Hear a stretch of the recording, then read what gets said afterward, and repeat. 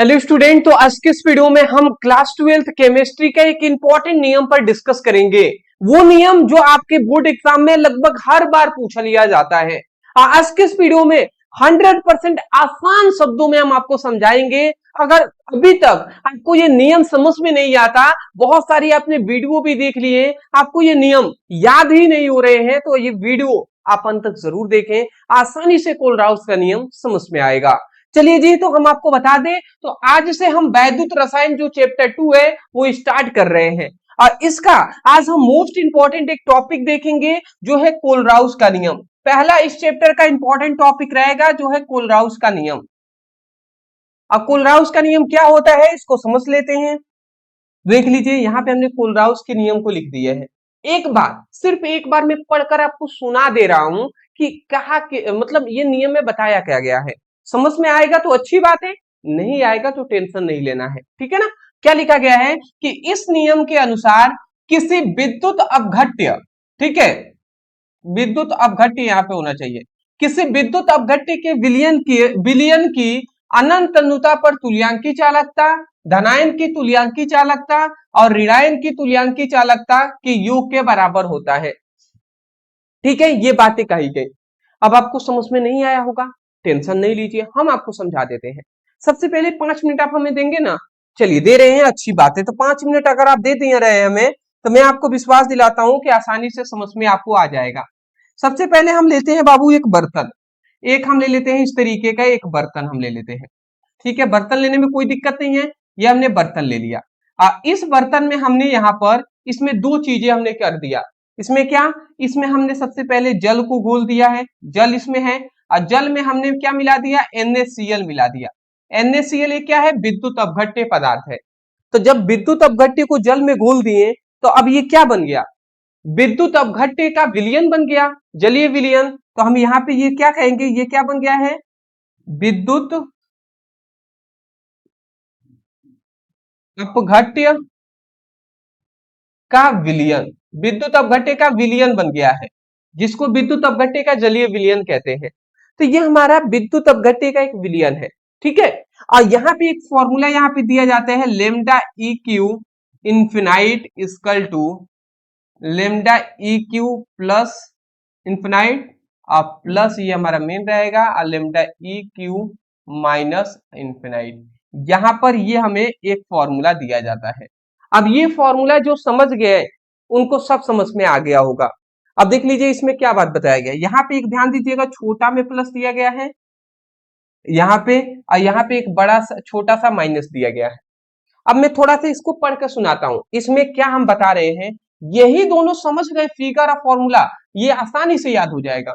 क्या, तो समझिएगा, यहाँ पे हमने लिखा है लेमडा, लेमडा को कहते हैं चालकता, ऊपर हमने लिखा हुआ है इन्फिनाइट, इन्फिनाइट को हम कहते हैं अनंत, और यहाँ पे EQ लिखा गया है, EQ को कहते हैं तुल्यांकी।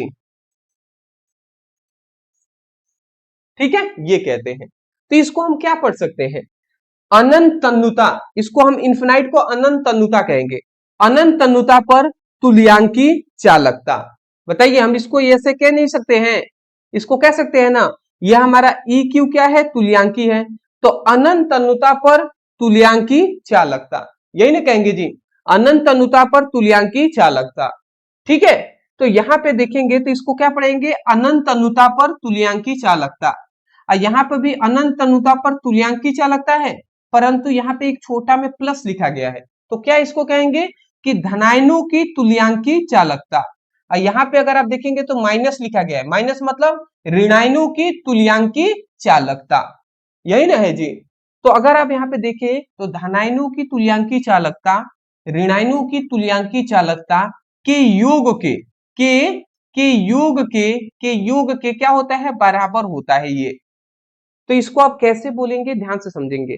आप कहेंगे, क्या कहेंगे जी, कोलराउस के नियम के अनुसार किसी विद्युत अपघट्य के विलयन की, ध्यान से समझेंगे, कोलराउस के नियम के अनुसार किसी विद्युत अपघट्य के विलयन की अनंत तन्यता पर तुल्यांकी चालकता, धनायन की तुल्यांकी चालकता, ऋणायन की तुल्यांकी चालकता के योग के बराबर होता है। बताइए, समझ में आ गया आपको? एक बार आपको परिभाषा अगर समझ गए, याद हो जाएगा दोस्त। ध्यान से अगर फोकस के साथ समझेंगे तो यहां से नहीं, हम यहीं से बोल रहे हैं, याद कर लीजिए। आप कहेंगे कोलराउस के नियम के अनुसार किसी विद्युत अपघट्य के विलयन की तुल्यांकी, मतलब क्या बोलेंगे? कोलराउस के नियम के अनुसार किसी विद्युत अपघट्य के विलयन की अनंत तन्यता पर तुल्यांकी चालकता धनायन की तुल्यांकी चालकता ऋणायन की तुल्यांकी चालकता के योग के बराबर होता है। यही बात हमने लिखा है कि इस नियम के अनुसार विद्युत अपघट्य के विलयन की अनंत तन्यता पर तुल्यांकी चालकता धनायनों की तुल्यांकी चालकता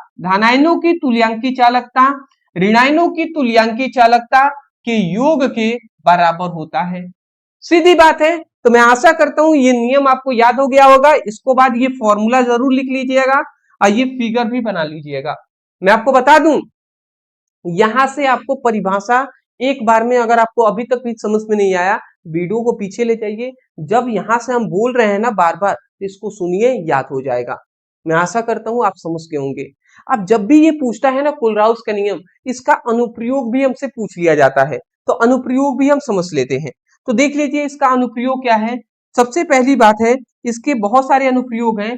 पहला अनुप्रयोग यहाँ पे हम बता दे रहे हैं, इसके निम्नलिखित तो अनुप्रयोग है। पहला इसका अनुप्रयोग हमने लिखा है कि अनंत, ठीक है, यहाँ पे एक अनंत पर, ठीक है, दुर्बल विद्युत अपघट्य की मोलर चालकता ज्ञात करने में किया जाता है। ठीक है, ये बात आप याद रखेंगे कि कमजोर विद्युत अपघट्य की मोलर चालकता, ठीक है, अनंत पर दुर्बल जो विद्युत अपघट्य होते हैं उनकी मोलर चालकता ज्ञात करने में किया जाता है। जो दुर्बल विद्युत अपघट्य होंगे, दुर्बल, यहाँ पे देख लीजिए, दुर्बल विद्युत अपघट्य होंगे उनकी मोलर चालकता ज्ञात करने में किया जाता है।